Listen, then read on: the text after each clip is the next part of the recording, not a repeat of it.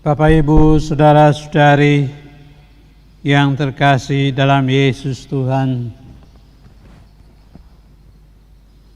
pandemi virus corona yang sedang kita alami secara mengejutkan mengingatkan kita akan betapa semua manusia sebenarnya terhubung satu sama lain. Ketika pertama kali ditemukan penyebarannya di Wuhan, yang jauh menurut pemikiran kita merasa bahwa virus itu sangat jauh dan sulit untuk menjangkau kita. Tetapi kemudian ternyata kita sulit untuk mengingkari keterhubungan dan ketergantungan manusia satu sama lain, seperti yang kita lihat di dalam penyebarannya yang begitu cepat. Ternyata secara kita tidak menyadarinya, kita terhubung satu sama lain, entah disukai atau tidak disukai. Penelusuran terhadap penyebaran itu membuat kita sebetulnya juga merasa kagum bahwa manusia masa kini yang sering digambarkan sangat egois dan individualistis itu acuh terhadap sesamanya, ternyata saling terhubungkan satu sama lain. Kendati kita melihat bahwa hubungan yang terjadi di dalam kasus virus corona adalah hubungan maut. Kita melihat bagaimana kita dapat terkontaminasi dengan mudah ketika hanya berpapasan atau hanya bersalaman dengan seseorang yang secara positif dinyatakan mengidap penyakit itu. Pada hari ini, ketika seluruh gereja merenungkan Hari Raya Pentakosta, kita diarahkan untuk memahami bagaimana cinta kasih Allah itu menyebar seperti virus. Tetapi di sini bukan virus maut yang kita alami di dalam Pentakosta seperti tadi kita dengar di dalam bacaan-bacaan. Adalah suatu gelora kasih ilahi dari Allah sendiri yang ternyata menaungi dan meresapi seluruh murid Yesus Kristus.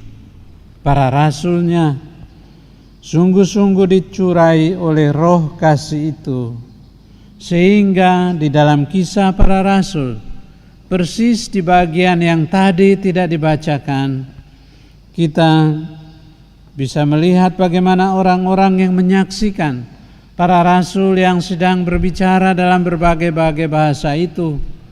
Ada kekaguman, tetapi juga ada orang yang malahan menyindir dan menyangka bahwa para rasul sedang mabuk anggur manis. Seperti kita dapat membaca Kisah Para Rasul bab 2 ayat 13, dan kemudian disinggung juga oleh Petrus di dalam ayat yang ke-15, janganlah kamu menyangka bahwa kami sedang mabuk anggur.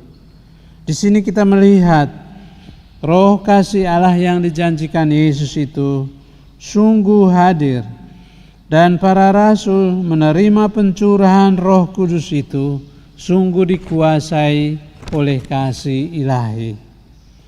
Dan di sini kita melihat daya kuasa ilahi yang diterima itu ternyata menjadikan mereka disatukan. Seperti tadi dalam bacaan yang pertama, ada berbagai bangsa, berbagai orang dari segala suku yang berkumpul dapat mendengarkan para rasul yang berbicara di dalam bahasa mereka. Kejadian di dalam Kisah Para Rasul ini mengingatkan orang Kristiani akan kisah yang tercantum di dalam kitab Kejadian. Di dalam bagian-bagian awal dari kitab Kejadian, bab 11 ayat 1 sampai 9 misalnya, kita melihat bagaimana manusia jatuh di dalam kesombongan ketika mendirikan menara Babel. Dan yang terjadi di dalam kedosaan itu, bahasa manusia dikacaukan. Mereka yang mendirikan menara itu kemudian tidak lagi saling memahami. Mereka bubar, tercerai-berai antar mereka. Relasi dihancurkan oleh dosa yang dibuat itu digambarkan di dalam peristiwa menara Babel. Kini dipulihkan di dalam peristiwa Pentakosta. Di sana bahasa manusia yang terpecah itu dirajut kembali, dihubungkan kembali dengan bahasa kasih yang memampukan para murid untuk didengarkan dan bisa dipahami oleh orang-orang dari berbagai bangsa itu. Roh Kudus yang dijanjikan oleh Yesus itu memberi pemahaman kepada para rasul dan juga menjadikan pewartaan mereka dapat dipahami. Disinilah kita melihat pentingnya Roh Kudus, sehingga sejak awal lahirnya gereja, selalu para rasul melengkapi umat beriman dengan memohon pencurahan Roh Kudus. Seperti yang kita saksikan di dalam Kisah Para Rasul, bab 8 ayat 14 sampai 17.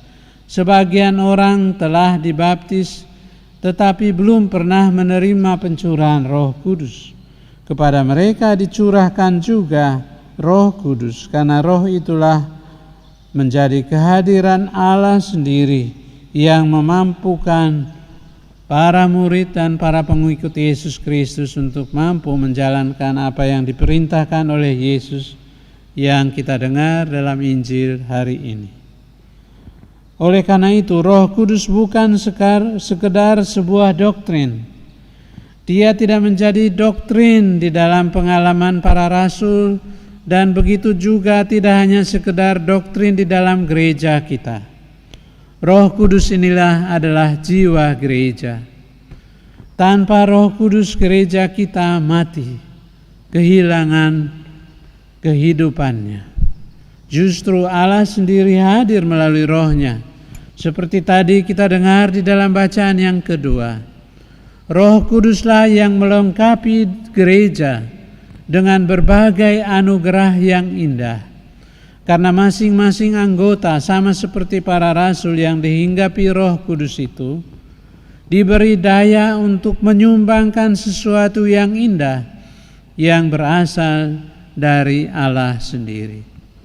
Bahasa-bahasa yang digunakan oleh para rasul itu mengisyaratkan adanya karunia-karunia khusus yang diberikan kepada masing-masing orang Kristiani yang telah dibaptis dan menerima karunia Roh Kudus melalui pengurapan krisma. Kita masing-masing pada hari ini diingatkan kembali bahwa ternyata Roh Allah itu menyatukan kita. Dan kendati terdapat banyak sekali bakat yang berbeda-beda, pemberian yang berbeda-beda dari anggota gereja, hal itu tidak boleh memisahkan kita, karena kita berasal dari satu Allah yang sama. Sumber rahmat kita adalah satu, yakni Allah yang kita imani. Dan karena itu tidak boleh ada perpecahan di dalam gereja kalau anggota-anggotanya setia pada Roh Kudus yang hadir di dalam gereja. Dan karena itu, pada hari ini kita diminta untuk membarui iman kepercayaan kita akan kesatuan yang kita terima. Dan gereja tidak lagi dapat kita lihat hanya sebagai suatu organisasi sosial masyarakat atau politik. Gereja bukan suatu susunan birokratis, bukan suatu birokrasi seperti kekuasaan-kekuasaan lain, tetapi suatu bangunan yang didirikan oleh Allah sendiri di dalam Roh-Nya yang memanggil anggota-anggotanya untuk tergabung di dalam kehidupan yang ilahi. Oleh karena itu pada hari ini kita boleh memohon rahmat Tuhan agar kepada kita juga kita mengalami seperti yang dialami oleh para rasul, Rasul Paulus di dalam suratnya kepada jemaat di Galatia mengingatkan buah-buah dari Roh Kudus yang dapat dihasilkan oleh gereja dan anggota-anggotanya. Di sana, kalau gereja yang setia pada kehadiran Roh Kudus akan mengalami kasih, mengalami sukacita, mengalami damai sejahtera, mengalami kesabaran, mengalami kemurahan dan kebaikan hati, mengalami kesetiaan, kelemah lembutan, dan penguasaan diri.